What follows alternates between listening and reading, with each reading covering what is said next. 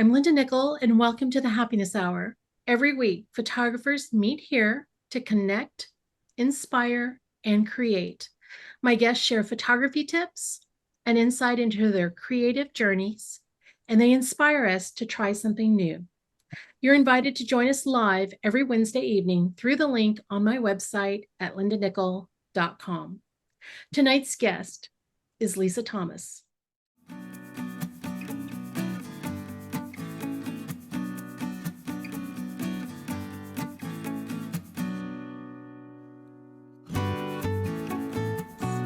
Lisa is an Atlanta-based fine art photographer. Her work often breaks away from the confines of a traditional interpretation of a subject. By using light, shadows, and often vibrant colors, she invites viewers into her whimsical playground. Lisa's photographs have been showcased in numerous group exhibitions, and her images were recently published in All About Photo magazine. But in tonight's presentation, Oil and Water Photography, the Fundamentals and the Fun, Lisa will introduce us to oil and water photography, exploring the artistic allure behind capturing the unique interplay between these seemingly incompatible elements. She'll talk about essential equipment, optimal camera settings, and touch on post-processing methods to elevate your images to visual masterpieces. If you're on Instagram, you can find Lisa at Lisa Thomas Fine Art, and you can connect with her through her website at lisathomasfineart.com. Welcome to the Happiness Hour, Lisa. Thank you, Linda. Thank you for that warm introduction. I'm very excited you asked me to do this, and I'm excited to share one of my favorite things to do with my camera, which is oil and water photography. So I'm just curious. I did this intro for you, and I don't know you.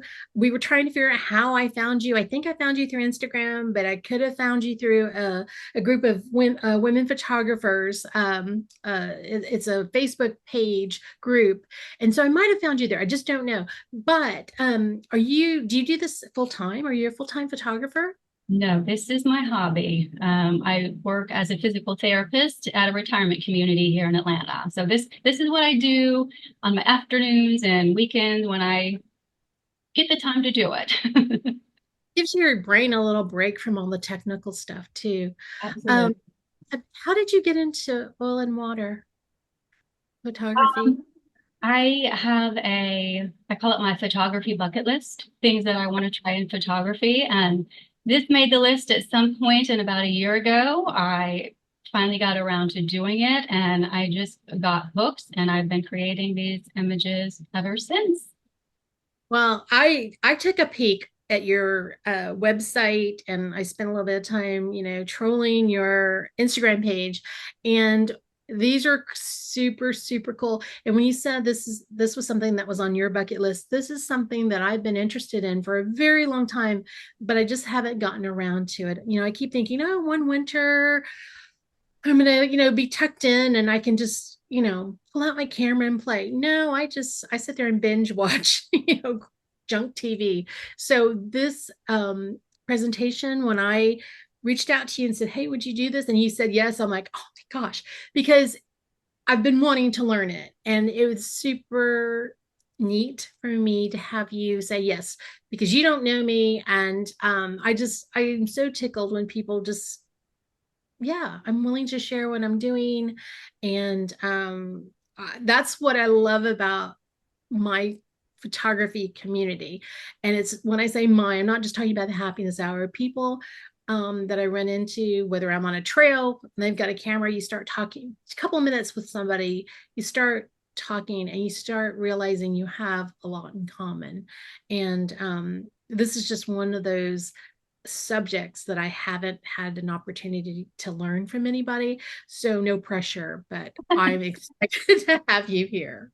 Yes, it was on my list for quite a while too before I got around to it. And I heard somebody earlier mention light pad photography, and that is next up on my agenda. So, Yeah, that was Kathleen Kent. She is a woman that I had met in Chicago. We were both attending an out of Chicago conference. And, she posts, I thought they were coming out of her garden. And she says, no, I go to, I don't know, Trader Joe's, wherever she gets her bouquets or her flower or farmer's market. And she just started, having fun. And she was doing light pad photography, and I had to ask her what was that called again. It was light pad. So go look for her session, because it was kind of like, I have all these things, why am I not doing this stuff? yeah. So yeah, this is a yeah it's a great opportunity to learn from other people in the room. So but we're excited to have you here, so Well, thank you. thank you. Thank you. Okay. So I wanted to share my very first attempts at trying oil and water photography. And like I said, this was about a year ago. So it's fun to look back at these and just kind of see how my style has evolved over time. And I look back at these, and at the time I took them, I thought that they were just the best things ever. And now I just look at them and think, oh my gosh, everything that I would do different, particularly with the editing. It's fun to look back at the beginning and just kind of see how the journey has gone. And when I first started sharing these, I would mostly share them in different Facebook groups, and I got a lot of positive feedback. But I also got some comments, kind of like, what an interesting subject you have, or unique subject, or that's really different. And so I started thinking about why I like to photograph oil and water, because it is a little different. And I came up with my top reasons here. And if you're like me, you're looking at this asking why 6 reasons? That's a strange number. Why not 5 or 10? And my list originally was a list of 5, my top 5 reasons. But then Linda, you actually said something a few weeks ago when you had a fine art portrait photographer on, and you said something that resonated with me. And so I had to add in an extra reason. So that's why it's the awkward number of 6. These are not in any particular order, but one reason is because it doesn't require a lot of equipment. And that statement is somewhat relative. So compared to, say, a studio setup, one, you have to have a studio and big backdrops and props and multiple flashes and your camera tethered to your computer. This is a pretty simple setup. I do use my Canon. I shoot with a Canon EOS RP, and I do use a tripod. I do use a macro lens. I have a Tamron 90 mm, and sometimes I'll use extension tubes. And with that said, I have seen oil and water photographs created with camera phones, or phone cameras, I guess I should say, and they come out great. Now, you may not be able to print those very large and still have them look wonderful. I kind of shoot mine with printing in mind, but for sharing in social media groups or making a wallpaper for your phone, a phone camera works great. My second reason is because I can do this anytime, anywhere. My studio is my dining room, and I can have my fireplace on. I can be in my pajamas. I can have a glass of wine and put on the music, and I can create my images. This time of year, winter, early spring, I see these beautiful snowy landscape images, and my first thought is, these are gorgeous. And my second thought is, I am so glad I'm not out in the elements with my camera. I'm here in my nice, warm home. And all the nature photographers in the group are probably rolling your eyes at me about now. But I'm a weather weenie, so this is kind of the perfect subject for me. My subject is in my pantry. I need very few things, and I can kind of do this spur of the moment if I want to. I don't have to really plan it out. I went through kind of a flower photography phase, and it required a little more planning, going to the store, making sure I can photograph the flowers before they die. And so this is just kind of simple, I guess. It creates unique, fun, abstract images. And of course, that is subjective. I know not everybody is going to like these, but I mean, who doesn't like bubbles? They're fun and they're definitely unique. The image on the screen, I could not recreate that if I wanted to. And and I think that's part of the intrigue and the fun of doing them. You're going to get something different every time you try it. Fifth reason, the sky is the limit in terms of creativity. Like I said, I've been doing these for about a year, but I still feel like I'm in the maybe the intermediate phases of exploring what all a person could do with these images. I'm currently, I would say, looking at different backdrops and seeing what happens if I do a pattern of a certain type. You know, and I've been making my own backdrops recently to explore that a little bit more and just kind of see what I can do. And number six is the one that I just added in. And as I was saying, Linda had a portrait photographer on recently. And Linda, you made a comment, and I'm paraphrasing here, feel free to correct me, but you made a comment, something like you don't like directing people and telling people what to do. And I thought, oh, I'm the same way. And not that I don't like people, but when I'm doing my photography, I don't know, I don't want to deal with people too much. And I kind of expanded this to just in my own way about why I don't necessarily have people on top of my list. One of the reasons I like doing this is because I don't have to please anybody but myself. This is all about me, and I can do what I want and when I want, and the only person I have to answer to is me. So that is one of the reasons I enjoy doing this so much. And one thing I wanted to point out is I try to put my EXIF data next to most of the images. And when we start going over my recommended camera settings, you'll see that I'm breaking my rules all the time. Here's the supplies that I use. Oil, obviously, and people often ask me what kind of oil I use, and I do have a favorite, which happens to be a Kroger brand organic canola oil. And I like it because it seems to hold its shape well. I prefer to have nice circular bubbles, and the liquid seems a little more clear to me than other oils that I've tried. When I decided I was going to want to continue exploring this subject, I went out and bought the biggest, cheapest jug of vegetable oil that I could find. Came home, started shooting my images, and looked at them and just thought, what is wrong? These aren't looking right. And I came to the conclusion, well, it's the cheap oil I just bought. So I have tried a couple other things as well, but this canola oil has worked the best for me.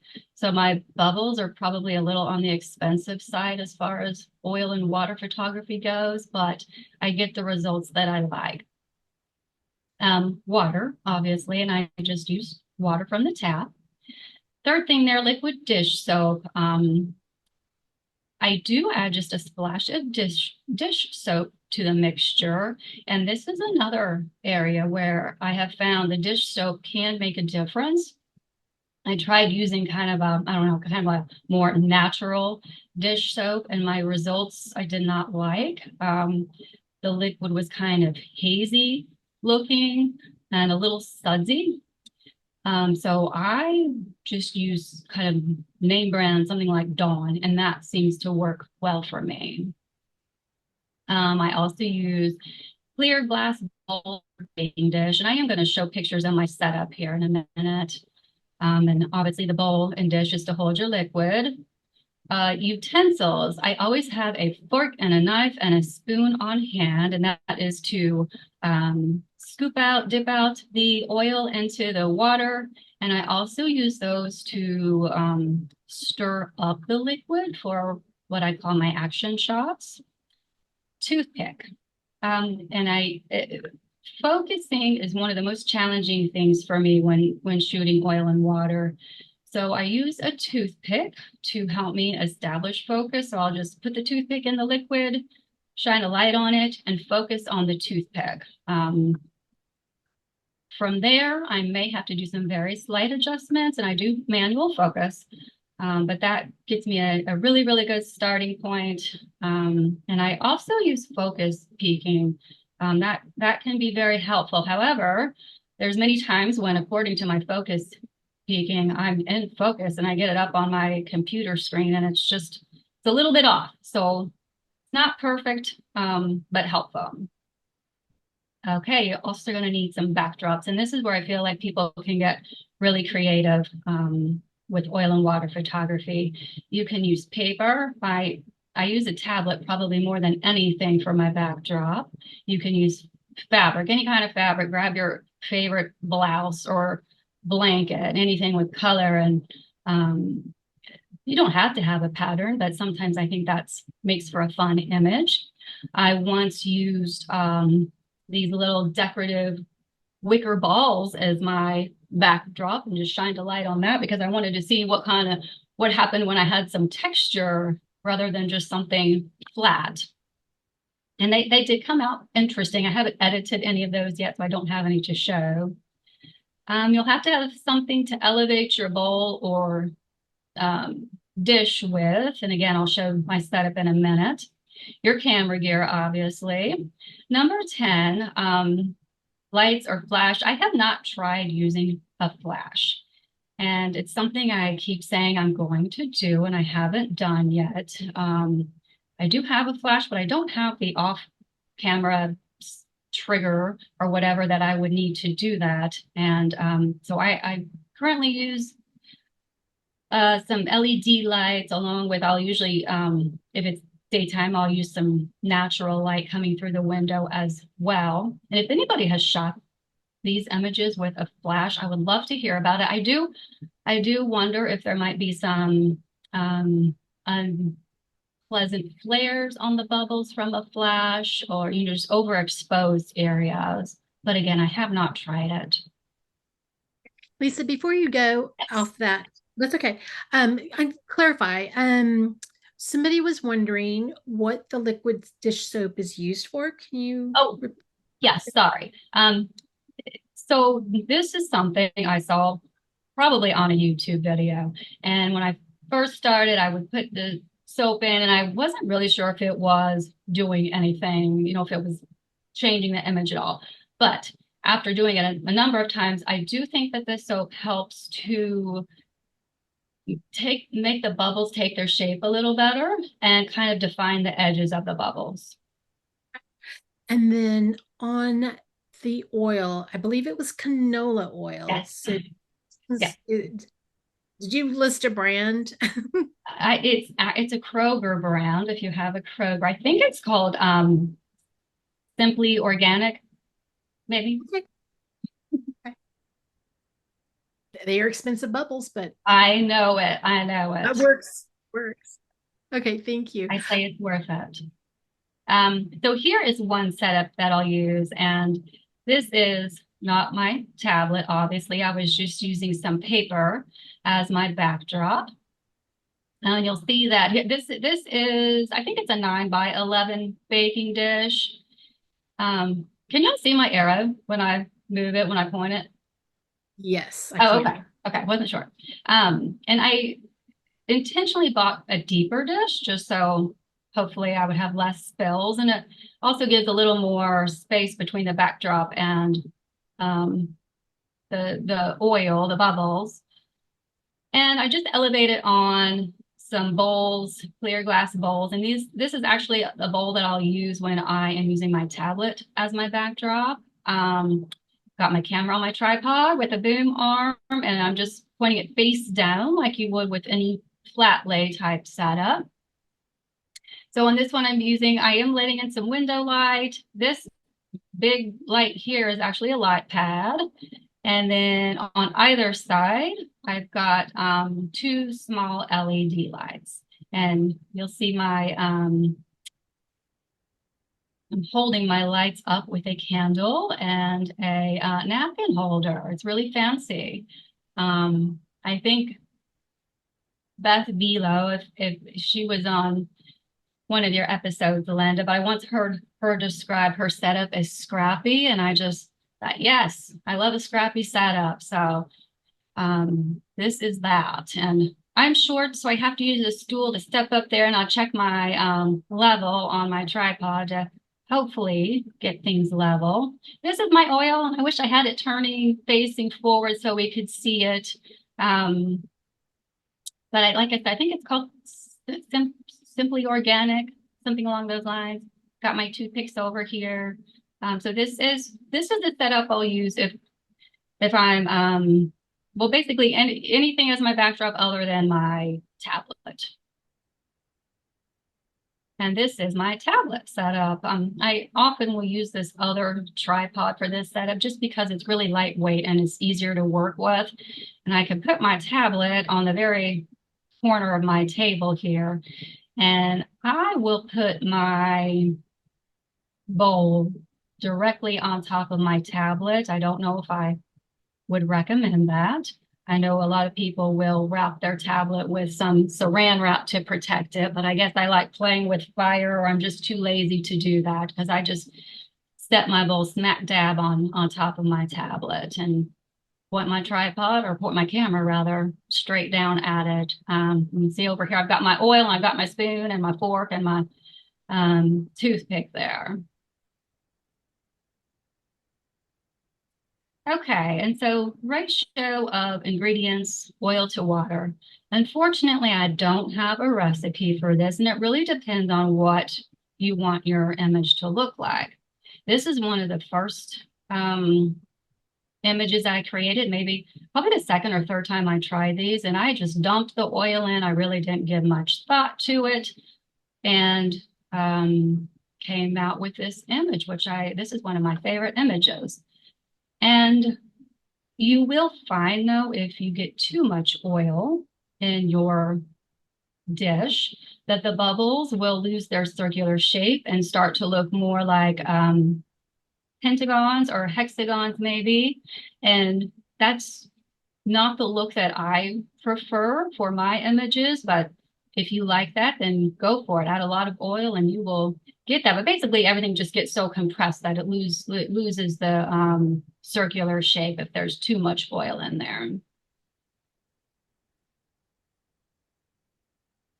So on this image, I was much more methodical in how much oil I was putting in and how I used a spoon to dip out the oil to make the bigger bubbles. And then I used the tines of a fork just to dip it in the oil and then just kind of drop it into the mixture. And this may sound like a no-brainer, but for me, I had to learn this, I suppose. If I want to get a bigger bubble, I'll just scoop out more oil and add it directly on top of an existing bubble. I think I was trying to put oil next to a bubble that was already there, and they just didn't join together well. Sometimes you can use kind of a knife and try to slit through bubbles to make them join together, but it just really doesn't work that well. And if you want a bigger bubble, it's just easier just to scoop your oil right on top of a bubble that's already there. So we talked about this a little bit earlier. So in addition to the oil and water, I added a very small amount of liquid dish soap. And so usually I'll have my water, then I'll put in however much oil I want for the particular image, and then I'll add in, it's just a splash of dish soap. It's very, very little. If you get too much in there, then it gets sudsy, and I prefer my images not to be sudsy. Okay, so camera settings, and we will just call these my guidelines because I am breaking these guidelines all the time, especially when I first started. And it wasn't until I had, done it a number of times and realized kind of what the sweet spots are. And I've gotten lucky plenty of times shooting outside of these guidelines, but for maximal hit rate, success rate, I have found these settings to be ideal. So for aperture, 4 to 8. Again, if you look at my exit data on some of these, you'll see that I was shooting at 2.8 and got lucky. I find a lot more success with a smaller aperture, like 4 and even 5.6. 5.6 might be even my most successful aperture size. And of course, once you start getting smaller and smaller aperture, you will see more of the background come into focus. So just depending on how you want your image to look, you can set your aperture accordingly. I tend to find that I prefer a little bit more blurrier of a background rather than something sharp. So I tend to go more towards an open aperture, but still trying to keep everything in focus. Shutter speed, if I'm doing what I call my static bubble, meaning I'm not actively stirring them, moving them around, I will try to get close to 1/250 of a second. And again, if you look at my EXIF data, there's one image where it was 1/30th of a second, and I'm still amazed that there wasn't any motion blur, because even though I may not be stirring up the bubbles, they're moving. And when shooting macro, the camera's so close to the subject that it catches that movement more readily. So with the more static images, 1/250 of a second is pretty safe, I would say. With moving bubbles, meaning I'm moving them around, stirring up the liquid, I generally do 1/500 to 1/1000th of a second, and I'll shoot in burst mode, just so I can have a lot of options on composition to choose from. And for the ISO, I typically will set my aperture first, then my shutter speed, and then I'll set ISO just to obtain proper exposure. And I'm often have my ISO set at about 6400, and my camera seems to handle that okay. And I do a lot of noise reduction in editing. And since it's not a person, I don't have to worry about turning anybody into plastic or a mannequin. So I will do a lot of noise reduction. This image on the right is obviously a moving the liquid image, and I shot this one with a lens baby, which, if you're not familiar, lens babies are fully manual lenses. So the aperture is actually set on the lens, which is why I don't have the EXIF data for that. I would guess this was probably an f4. And I've debated a little bit. If you'll notice, some of these bubbles kind of look like maybe there's a little bit of motion blur, but I'm not sure if it's that or it's just the lens babies, when you open up the aperture, have kind of a soft focus. So I'm not 100% sure if it's motion blur or just more of a soft focus on these, but I was shooting at 1/500th of a second on this one, and I still kind of feel like maybe there's a little bit of motion blur in it. So a lot of times it is better to shoot with the highest possible shutter speed that you can, given your light. So these are what I call action shots, where I'm just stirring up the liquid. I'm shooting in burst mode and just seeing what I can get. And I don't have any method to my stirring. I think I mentioned earlier, sometimes I'll use a fork, sometimes it's a knife or a spoon. And this last image here, I believe that was created by dragging a fork through, just dragging it across the top of the liquid.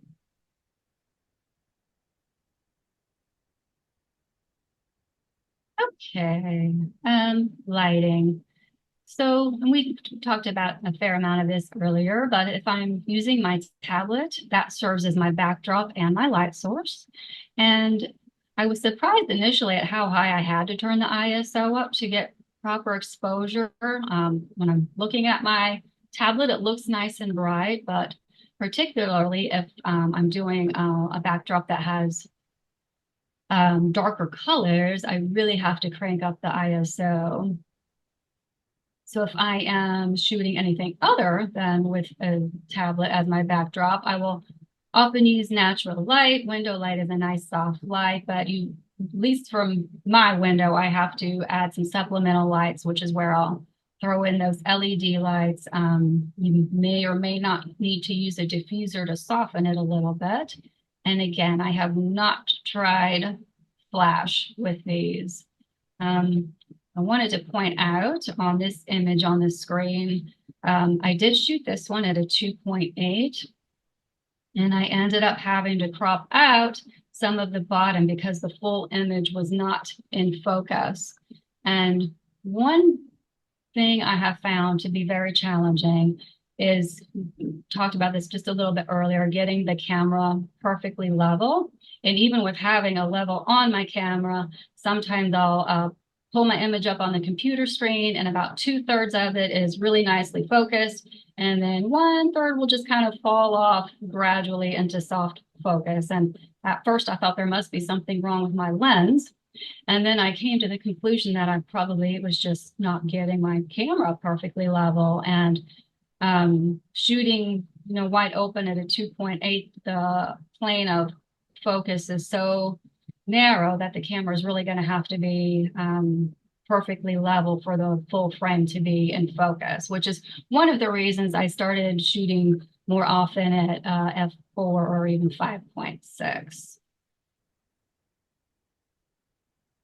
So for editing, I do use Lightroom, and my workflow is to take my image into Lightroom and just do kind of basic adjustments there. So they usually just, well, I will sometimes try some presets and just see where that gets me, and then, continue to further adjust with contrast, exposure. I'm usually upping the contrast on these. Pretty much always have to up my exposure, and then oftentimes my white point, and just adjusting all those things we typically do in Lightroom. And then from there, I will often go into Topaz AI and try sharpening in there. If I don't love the results, then I'll try doing that in Photoshop. And just kind of play with it and see what I get and see what I like better. For noise reduction, I was using Topaz AI. However, I'm really liking the new Lightroom denoise AI feature. So I'm actually more often now, I'm just using that rather than Topaz AI. And then I will take it into Photoshop. And I like Photoshop for the healing brush. Primarily, I do sometimes use a filter called the Dust and Scratches filter. And I have been teaching myself Photoshop, so I cannot tell you that I know the best methods for doing these things. I just kind of play with the tools and and see where it goes. But I will often use the Dust and Scratches filter just to kind of smooth things out. A lot of times the images will have little tiny bubbles in them that I don't want to be in the final image, and I can use the Dust and Scratches filter to get rid of those. Whatever that doesn't get rid of, I will next go to the healing brush, and I'm removing what I call bubble blemishes. So just looking like we would if we were editing a portrait. I'm looking for areas of contrast where I don't want them and just removing those. And if I still can't get what I want, sometimes I will pull out the paintbrush in Photoshop, and either I might just be wanting to smooth out an area, or maybe I just can't quite get rid of a bubble or little tiny bubble or suds in the image that I don't like. And so in that case, I will use the paintbrush and usually have it on a fairly low, I guess it's opacity, maybe around 10 to 20%, something like that, and just kind of paint over the area that I want to get rid of. oh, this is the image that I shot at 1/30th of a second. And it just amazes me that there's no motion blur in there. And here's just some examples I threw in here of some before and after edits. Like I said, I'm nearly always having to increase in exposure on my images. And little bubbles like this, I generally get rid of because I like clean images, I guess. And so I will typically get rid of those little guys, anything in the outside of the bubbles, little tiny bubbles that to me are just, I don't know, kind of distracting. Maybe I don't feel like they add to the image and they're so small that they just kind of look like specks. So I'll just typically get rid of those. And this one I did some cropping. I just kind of liked this composition better. One thing I wanted to point out in this image is over here on the before edit, these kind of, can't think of the word I want to use here, but you can kind of see this like grid in these areas of the image. And I believe that's called aliasing, which is just kind of how our camera, because this I was using my tablet for the backdrop here, and it's how our camera captures a digital image. And so oftentimes just using noise reduction will get rid of that, or I'll use the dust and scratches filter on something like that. And if all else fails, I'll go to my paintbrush and just try to smooth out those areas there. Oops. Okay, in this image, I think it's so amazing what we can do with a raw file. Just, this is horrible. And then you can end up with a much brighter and much more pleasing image with some editing. And this image is actually in the Atlanta Photography Group gallery exhibition right now. And this is, I think I mentioned earlier, this is one of my favorites. It's one of the first ones I created. And I put this one in here just for two reasons. One, I did a lot of cropping on this one to get a more pleasing composition, but I wanted to point out this too. This is actually the writing or etching on the bottom of my glass dish, probably the brand name of my dish. So that is something to watch out for when you're creating these images. And I think I probably just cropped it out on this one. But I usually try to shoot in a corner of my dish where I'm not going to have that in the image. I won't have to deal with it. This image here was an absolute nightmare because of all of the tiny bubbles, but I really liked it. So I spent days editing this one and getting out all of these little tiny bubbles that I don't really like. And I believe this might be the only image where I've actually cloned a bubble, which is this one right here, because I just thought this spot was a little too empty. So I think I cloned that bubble right there and added it here. But I don't normally do that. I'm typically removing, not adding. Okay, and this is just kind of my summary, my final thoughts on oil and water photography, what I've learned over the last year. Your bubbles, my bubbles, they do fall apart over time, especially when I start to agitate them and stir them up. Sometimes I can add in a little dish soap to the mixture and that will help the bubbles kind of regain their shape. But more often than not, I find it best just to start over, throw my liquid out, and just start anew. And typically, my workflow is kind of to, I'll start with one backdrop. I'll start with, a smaller amount of bubbles, get some shots like that, and then I'll add in more bubbles just to give it a different, or I should say oil. I add in more oil to give it a different look, and then I'll stir it around at the end, and then I'll throw that liquid out and then start with a new backdrop and just kind of start that whole process again. Now, as we discussed earlier, some oils seem to hold their form better than others. Some dish soaps seem to leave the liquid kind of murky, cloudy, hazy, and just too sudsy. So those are two things I would suggest trying something different. If you're not getting the images you want, try a different oil, try a different dish soap. Most of my shots go into the trash, into the delete file.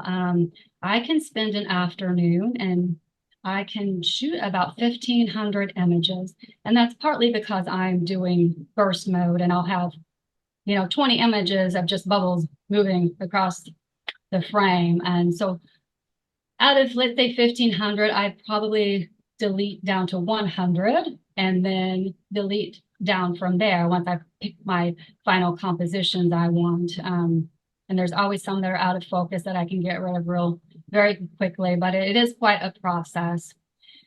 And I would say at the end of the day or weeks of one set of photographs, if I get 10 to 20 that I feel are worthy of printing, I feel like I've had success. So we're talking like 1 to 2% of what I capture, I actually like. Um, and that's, I think, the nature of shooting this subject. And I would say that trial and error is inevitable. But I think that's part of the fun too, just testing out different backdrops, different lighting, and testing out different camera settings and see what you like. See if you like a blurrier background or if you like a sharper background. I will also say frustration and disappointment are inevitable. I can't tell you how many times I have looked at something on the back of my camera and thought that I've nailed it. And then I get it up on my computer only to learn that it's just slightly out of focus, or maybe there's just a little bit of motion blur, but it's enough that, if the image isn't usable. I say, though, the keepers make it all worth it, just that 1 to 2%. 10, 20 images that I really like, and I think that's success. And I have just one more little anecdote that's really just about me, but I'm curious if other people have had similar feelings, especially with abstract photography. I'm self-taught, I learned photography by watching YouTube tutorials and reading, and I did some, short courses on Udemy, Creative Live, those types of platforms. And always hearing is your photographs have to tell a story. And as the photography, you have to create the story you want to tell by using, composition and lighting and colors. And when I first started shooting these images, it kind of bothered me. I'm looking at them going, well, what?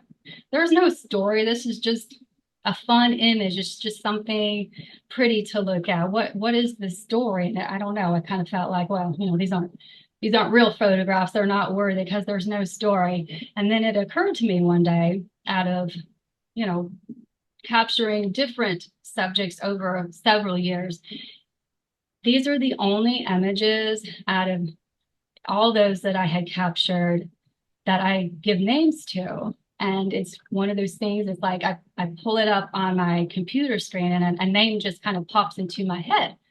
And I thought, well, maybe that's the story. I'm not necessarily creating the story, or I don't set out to create a story. And I don't know if it shows on your screen. It doesn't show on my screen. But this image is called bubblegum soda, because that's what I saw when I pulled it up on my screen.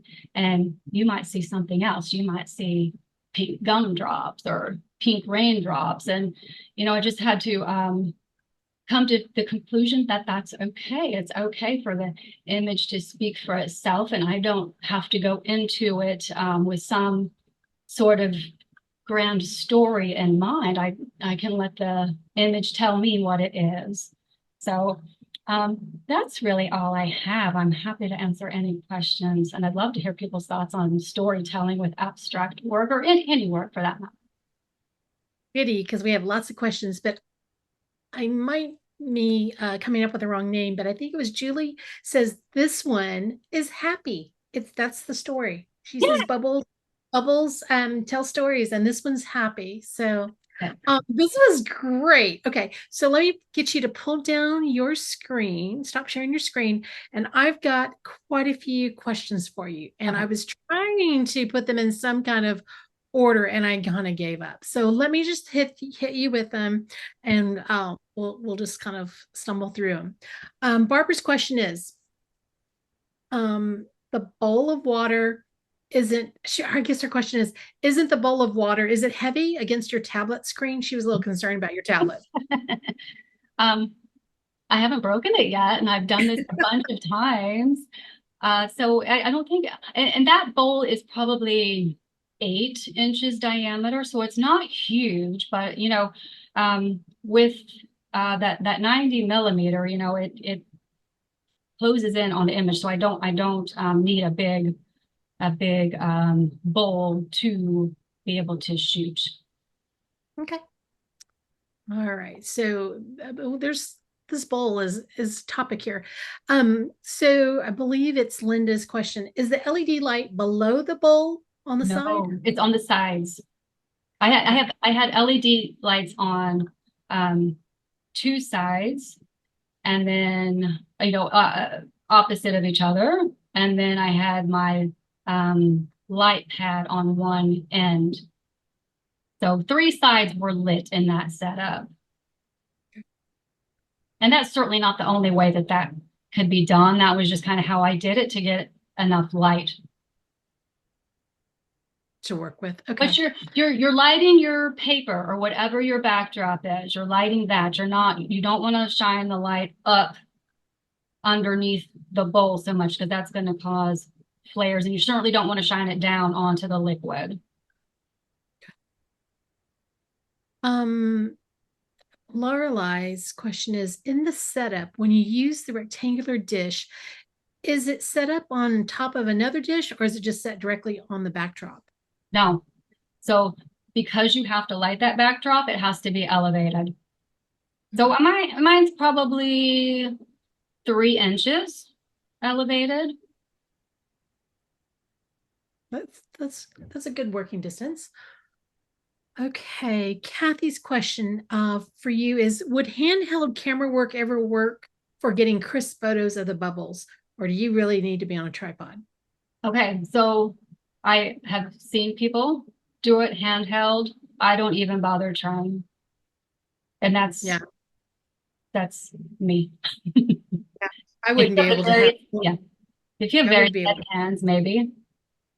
But plus, I don't have again, like I said, I was shooting burst mode, and I couldn't hold my camera for that long. that. I'll set myself up for like a 2 hour time span that I'm shooting. Um, Barbara's question is, are all your images shot in RAW? Oh yeah. Yeah. Mhm. I think that gives you the biggest license to play and manipulate that data. So Yeah. if you have, And as you saw, some of my images are pretty dark. So they can be saved, yeah, resurrected. I think the one that really just kind of captured, I think it was the one that you said is in an exhibit Yeah. now. Yeah. You're that is just glorious. That is just a beautiful, beautiful image. Thank you. Um, Darlene wants to know, have you ever used a drop or two of glycerin to make the bubbles last longer? Use the what? Glycerin? So I tried glycerin one time, but I couldn't tell that it did anything for me. But I Okay. may try it again. Did you say that was Barbara? Barbara. I'm sorry, Darlene. Darlene Oh, said that. has Mhm. Darlene tried it? Yeah, Darlene, have you tried it? Darlene's done a lot of stuff though. So mm, uh, Barbara's question is, did you say how you got the multiple colors in the image? Or did you say how you get the multiple colors in the image? Um, it just depends on what your backdrop is. And So, like it's not up on your screen, but that last image, that was paper and pink, and it did have some just very light, whiter colors in it. Um, but It's it's your just it's your backdrop. Yeah. backdrop. Yeah, it's and that picture is your screen behind That's you. actually a different one. Oh, is it? Okay. Yeah. Okay, I'm going to help you out because Darlene says she has used the glycerin with dish soap and the Okay. bubbles are definitely stronger. Okay. So, I'm gonna try it again. yeah. Um, Scrapbooking paper. Celia has mentioned that. That is, for those people that were scrapbookers at one time, what do you do with all the scrap paper? This is a great, great Perfect. prop. Okay. And a reusable thing. Definitely. Kathy wants to know, have you tried colored lighting? I have not. That's an interesting Yeah. concept. Yeah. Yeah. All right. If you have any other questions, throw them in pretty quickly here. Barbara's snuck one in. Can you use food coloring in the water? Interesting. So I have thought about this. However, because the liquid is being lit from underneath, I think the food coloring would just kind of show up like a shadow. Okay. But try it, Barbara. Yeah. Why not? It's only water and a couple of Trial and drops. error. Trial and error. And then maybe you will come up with something completely different. Exactly. And then you can come back and teach us. See how I work that in? Okay, so Mika's question is, what sources do you use to find backdrops on your tablet?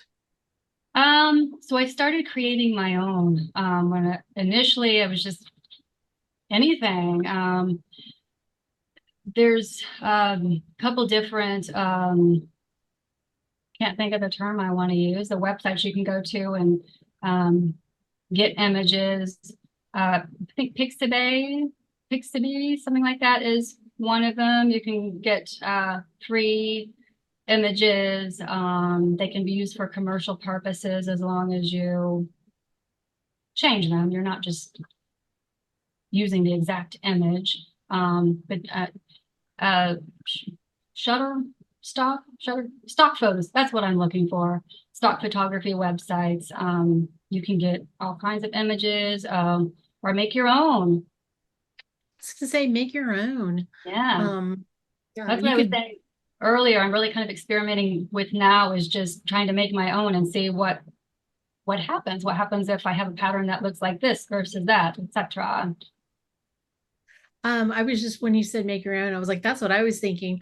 I had Valerie Hoffman might have to help me remember, but I had taken a macro class from Mike Moats, and he had us create our own abstract backgrounds, right? So that you could put them behind your flowers. So you kind of, get your camera, your lens way out of focus, but you're shooting at anything colorful. We happen to be shooting flowers, photographing flowers. So you don't know that they're flowers, but all those colors start blending. And then you get home and you just print them on white paper and tack them to foam core or whatever you might have. And that would be something that you could Yeah, have underneath your bowls. So that, you can make that completely that's your art. So there you go. Lisa, there were a lot of questions. I think I covered all of them. And if I missed one, oops, sorry, but I'm pretty sure that I got all of them. This was cool. What do you do with your photos? Do you print them? Because these would really just be beautiful on metal or glass. I don't know, something reflective. so I've printed two on acrylic, and I have not tried metal, but I do think it would look good on metal as well. So yes, I've printed two. Both Acrylic on would be acrylic. really, yeah, I think acrylic would be really beautiful. Yeah. Um, well, this was fun for me. I hope that I'm pretty sure based on the comments that are floating up to the top here, other people really enjoyed your presentation. Thank you. And My I, pleasure. s- I thank you for doing this for us and sharing what you know. That's always something that just um kind of just speaks to me when I reach out to people that I don't know and just say, hey, this is what we're doing.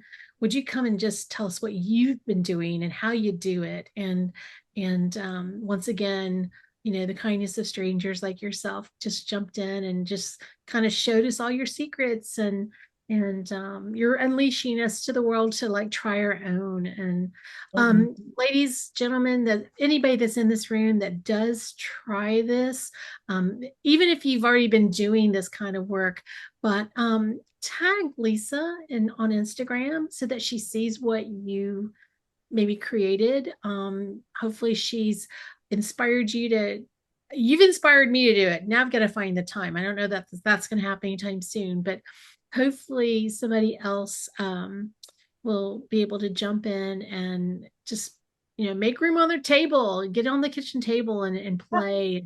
I know it's spring and everybody wants to be outside, but this is super, super fun. Somebody is asking, I think is it Nancy Brammett? Is asking for your IG, and it was at Lisa Lisa Thomas. Thomas Fine Art. So Lisa Thomas Fine Art, and I will link that in the show notes if you watch this on YouTube, so you'll be able to find Lisa. Yeah, I'm looking at a note here from Linda. That says, this has been on my list to do, so I will give it a try. That is all we can ask for. That makes me so happy that she's gonna, just tackle this. So this is so cool. All right, Lisa, thank you for coming. Thanks for being an attendee. I mean, it's really cool to have the support of our speakers that come, and then I snag people to come and sit in the hot seat. And you had admitted to me earlier that this was your first Zoom presentation, and you did fabulous. Just so you Thank know. you. Thank you. Yeah, it was really, really cool. So thank you for sharing your evening with us. All right, next week, Brad Smith will be here to talk us through the basics of photographing the upcoming solar eclipse. In his presentation, planning to shoot an eclipse in 1 minute, 10 minutes, or 100 minutes. And there's a reason that he titled his presentation that. So just give you a preview of Brad's work, go to his Instagram at Disaster Film. He does some incredible work. And I don't know why he said yes to me, but he's coming. So we'll see him next week. So until next time, go out and create something beautiful. And I hope that we see you again soon.